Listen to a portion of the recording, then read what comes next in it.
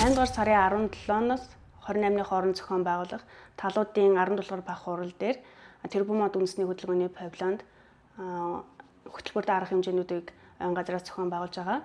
8 дугаар сарын 20-ны өдөр буюу бизнесийн өдөр Тэрбумод үндэсний хөдөлгөөний павильон дээр ойн нөхөрлөлүүдийн доктортой байдлын менежмент болоод одоо нөхөрлөлүүдээс одоо үйлдвэрлэж гарч байгаа бүтээгдэхүүний туршилт энэ холбоотой хэлэлцүүлэгүүдийг зохион байгуулах гэж байна. Энэхүү хэлэлцүүлэгт ойн газрын төлөөлөл болоод ойн сан гэрээр эзэмшиж байгаа ойн нөхөрлөлүүдийн төлөөлөл мөн ойн нөхөрлөлүүдийн ойн санд төсөв хөтөлбөрөөр ажил гүйцэтгэж байгаа төслүүдийн одоо танилцуулга тэдгээрийн үйл ажиллагааны туршлагыг солилцох юм аа. Мөн үүн дээр нэмээд ойн санд үйл ажиллагаа явуулж байгаа нөхөрлөлүүд маань өөрсдийн хийж гүйцэтгэсэн одоо мод модон материалын одоо бараа бүтээгдэхүүн болоод ойн дагалт баялагаас гаргаж авсан бүтээлүүдэд та бүхэнд одоо танилцуулнаа.